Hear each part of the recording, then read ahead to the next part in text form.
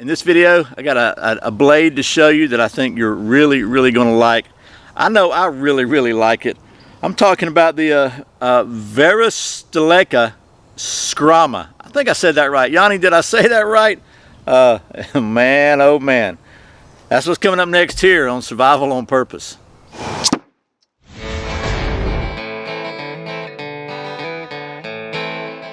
Welcome back to Survival on Purpose, your home for information and gear reviews related to camping, survival, and general preparedness for regular folks. My name's Brian. Thanks for joining me. So the folks at Varusteleka, I think that's how you pronounce it, they were kind enough to send me a couple of knives. This is one of them. I'll tell you real quickly how this came about.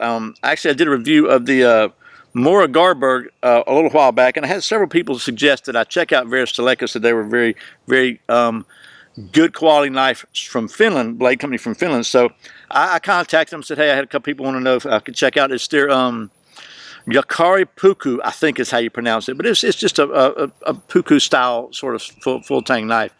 And so they were kind enough to send me one of those, but I guess they must have watched my channel a little bit and realized how much I like them big old blades, and they sent me this too. And man, oh man, I have been itching to play with this thing. I've not played with it yet because I want it to be shiny and pristine for the initial video, so it wasn't all banged up looking.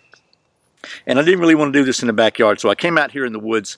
I found some dead down limb. I think this might even be dogwood. It looks pretty hard to chop on and whack on. And the only thing we'll probably do at the Worldwide headquarters is after we bang this thing up out here in the woods, we will definitely take it back and put it in the cutting edge knife testing facility, the balance, orientation, and rotation device, and make sure this thing's balanced, because I can't wait to do that either. So anyway, let me tell you about the specs of this thing real quick, and then we'll get to doing some of that big knife stuff. So I happen to have them on the handy dandy iPhone here, just for simplicity's sake. I actually printed them out, put them on a piece of paper, and it's probably at home somewhere. So anyway, this is the Skrama. I think I'm pronouncing that correctly. So the total length of this, we'll call it a knife, the total length is 16.9 inches.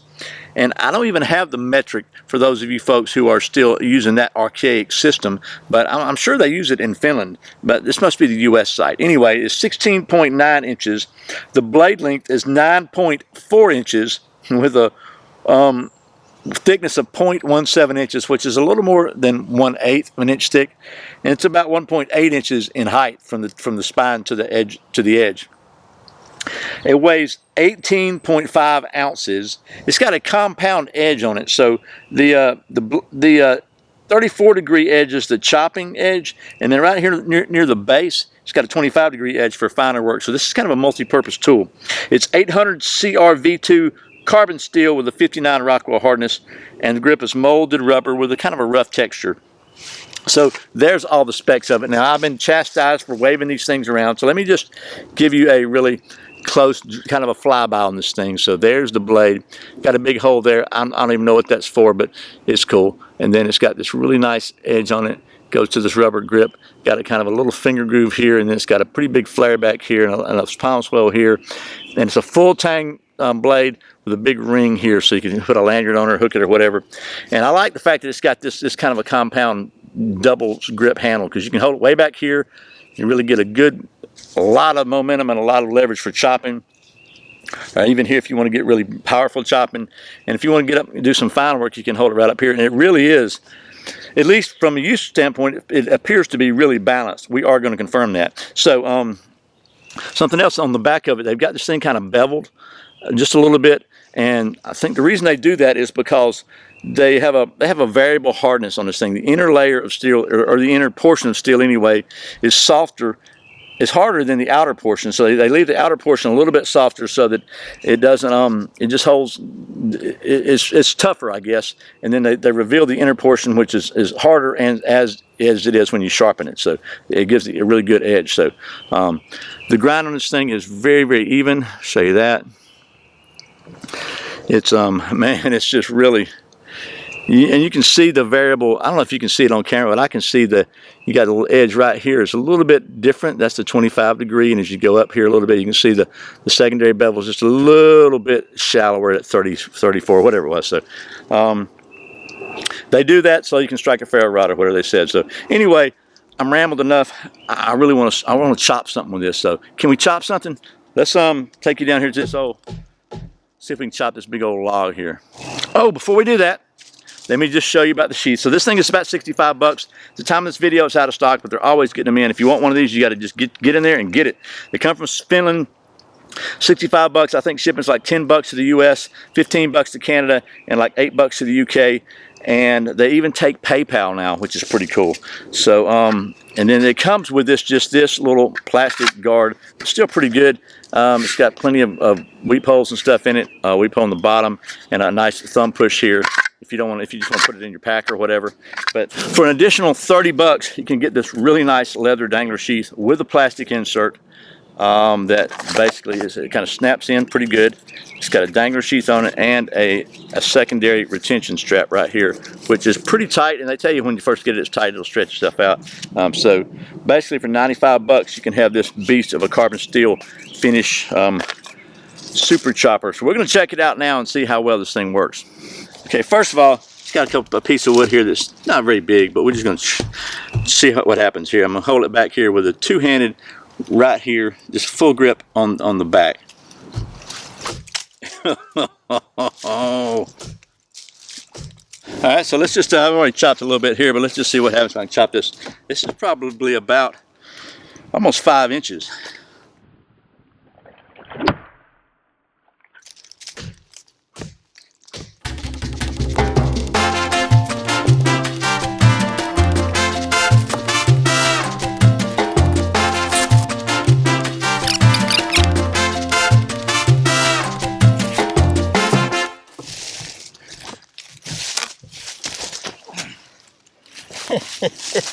Busted my butt, but no injuries. And as you can see, this is by golly a heavy piece of wood here. Here it, listen. And it's did fine. It's not an axe, but by golly, got the job done. What about some finer tasks?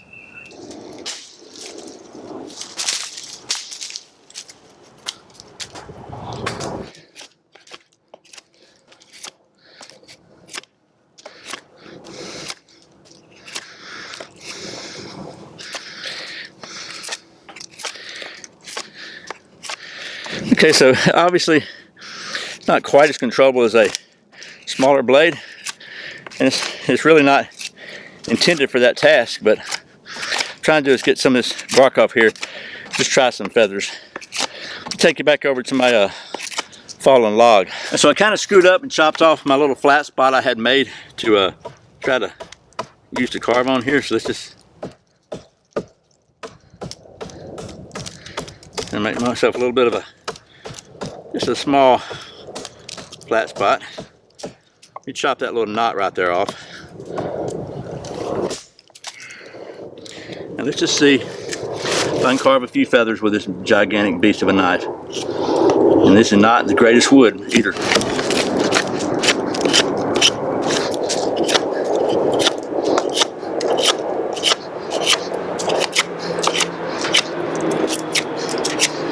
Now let's try it now.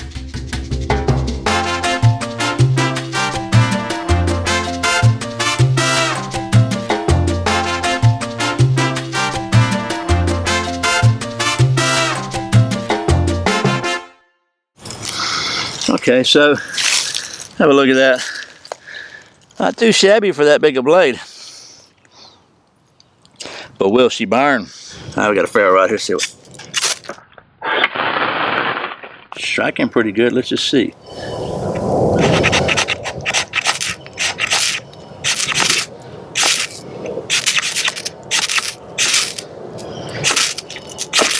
Uh-oh. Get a little more fuzzy going on there. I don't really have a good fuzzy making platform here.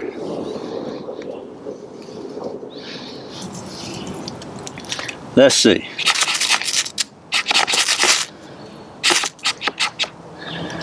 Oh, looky there. Put it out.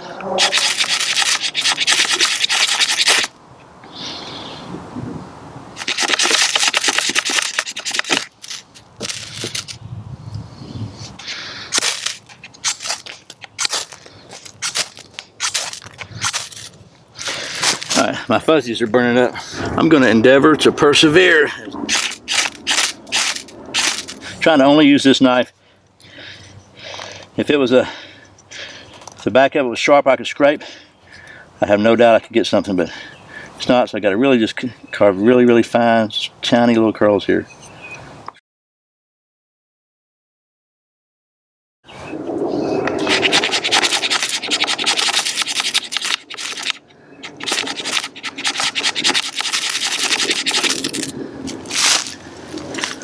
Okay, and don't put it out, Brian, let it burn.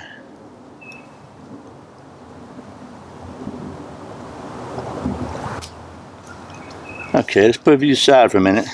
This wood's not super dry. It's been raining here today.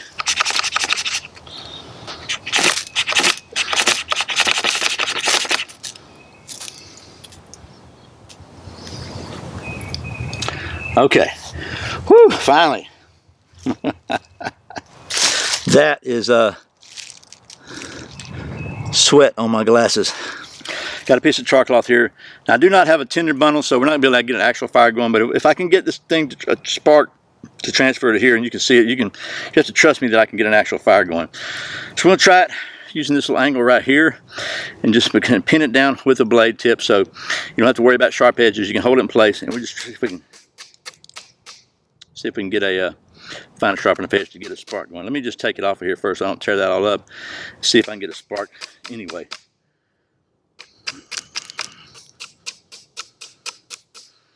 Tell you the Puko knife, man, it sparked like nobody's business. I'm not getting any sparks at all right now, though. Let me see if I can chip off a little sharper edge of this thing.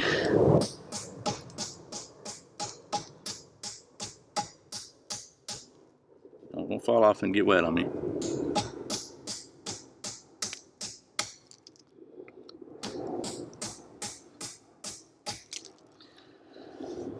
Let's see now. Maybe I can get. I got kind of a couple of sharp edges there. Right there. Let's see.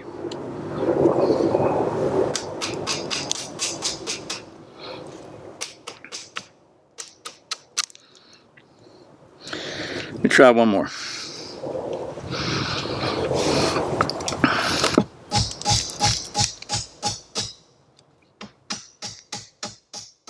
I'm getting some sparks actually just doing. Let's try it that way. I don't know. Maybe that'll work. Oh, yep, and it worked. So, whatever it takes, right? See it? Can you see it? Right there? Focus, grasshopper.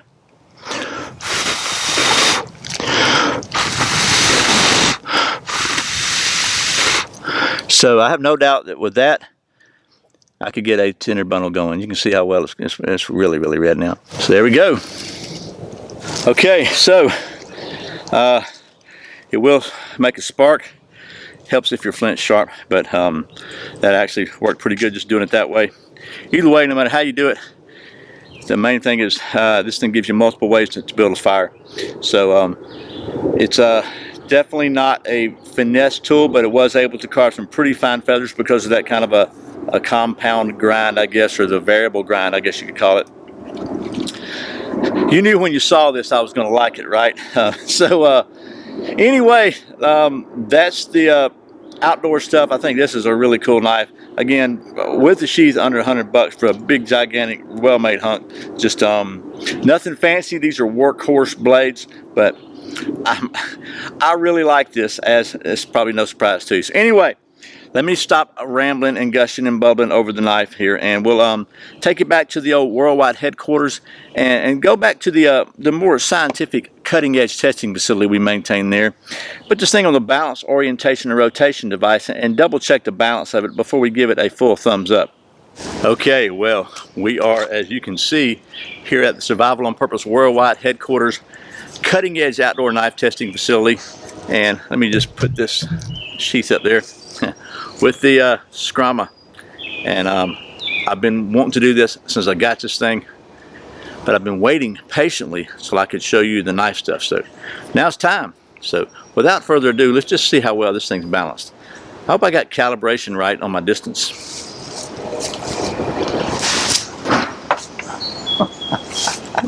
Maybe I need to back up just a little bit. The calibration wasn't perfect, but that was the first ever attempt. Can back you up just a little bit. I don't know about you, but I'm having fun.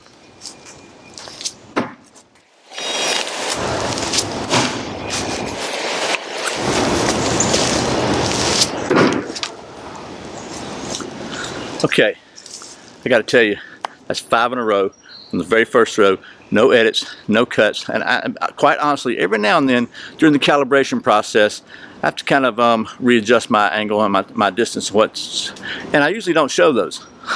This is 5 in a row with no recalibration required. I'm amazed. This thing could quickly be jumping to my absolute favorite all-time blade, at least from a balance standpoint. So anyway, let me grab it.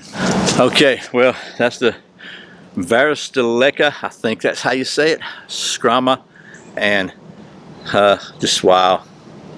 Look at that thing, man. This is a truly, look, it's nothing fancy about it. It's got a rubber handle. It's just a full tang hunk of reasonably generic tool steel. Nothing crazy about it. Not some super steel. Just a very useful workhorse of a tool. But man, I think it's beautiful. So anyway, again, the price on this thing is about 65 bucks or so from Finland. With the sheath, it's about 30 bucks. Which is 95 bucks if my math is right. Another 10 bucks shipping to the US puts it at 105 bucks for a crazy useful chopper, carver, well-balanced tool from the folks at Varusteleka, I think that's right. Anyway, from Finland. So, thanks again to those folks for sending me this blade so I could show it to you. And as always, thank you for watching Survival on Purpose. I put out a brand new video every Friday and every Saturday, and very often random videos throughout the week. You know, I say Saturday instead of Saturday. I'm from Georgia. You can check out another one right here. If you're not subscribed, you can click right down there and take care of that. I really appreciate the support. Once again, my name's Brian. You're watching Survival on Purpose. Remember, survival's not an accident, so be prepared. I'll see you next time.